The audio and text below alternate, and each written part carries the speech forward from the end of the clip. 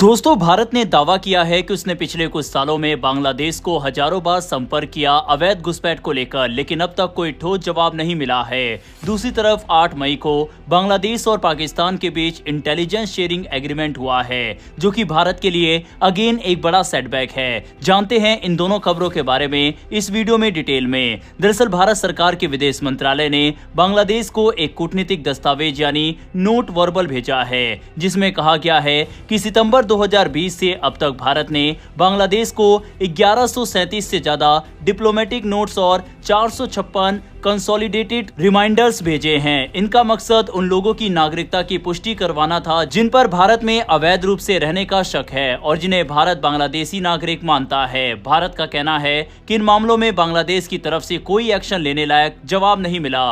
विदेश मंत्रालय के मुताबिक इस समय ऐसे 2862 मामले लंबित पड़े हैं, जिनमें भारत को बांग्लादेश से नागरिकता सत्यापन का इंतजार है। भारत का आरोप है कि कई मामले तो 5 साल से भी ज्यादा समय से अटके हुए हैं। ये पूरा विवाद उस समय और बढ़ गया जब असम के तत्कालीन मुख्यमंत्री हेमंत बिस्वा शर्मा का एक बयान सामने आया। उन्होंने दावा किया था कि उनकी सरकार के दौरान भारतीय सीमा सुरक्षा बल कुछ संदिग्ध बांग्लादेशी लोगों को सीमा के बिना सुरक्षा वाले हिस्सों से वापस भेज रही थी। इस बयान पर बांग्लादेश ने कड़ी आपत्ति जताई और ढाका में भारतीय राजदूत को तलब किया गया। इसके कुछ घंटों बाद भारत की तरफ से ये नया नोट वर्बल भेजा गया। भारत ने अपने जवाब में कहा कि ये सभी कदम भारतीय कानून और दोनों देशों के बीच तय प्रक्रियाओं के अनुसार उठा रहा है। साथ ही भारत ने यह भी कहा है कि असली मुद्दा अवैध बांग्लादेशी नागरिकों की पहचान और उनकी वापसी है। विदेश मंत्रालय के प्रवक्ता रणधीर जायसवाल ने भी हाल ही में इस मामले को भारत बांग्लादेश संबंधों का कोर इशू यानी सबसे बड़ा मुद्दा बताया।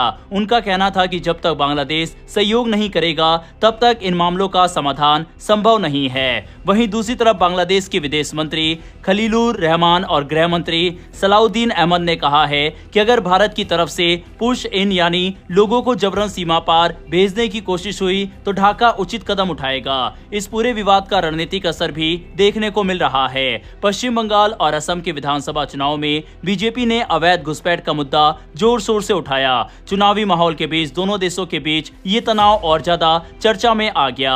अब सबसे बड़ा सवाल यही है, क्या भारत और बांग्लादेश मिलकर इस मुद्दे का समाधान निकाल पाएंगे या फिर आने वाले समय में ये विवाद दोनों देशों के रिश्तों में और तनाव बढ़ाएगा। दूसरी ओर 8 मई को बांग्लादेश और पाकिस्तान ने एक म्यूचुअल इंटेलिजेंस कॉर्पोरेशन यानी आपसी खुफिया सहयोग समझौते पर हस्ताक्षर किए। आधिकारिक तौर पर इसे ड्रग्स तस्करी और अंतर्राष्ट्रीय अपराध रोकने के लिए किया गया बताया गया है। यह समझौता ढाका के इंटरकॉन्टिनेंटल होटल में बांग्लादेश के गृह मंत्री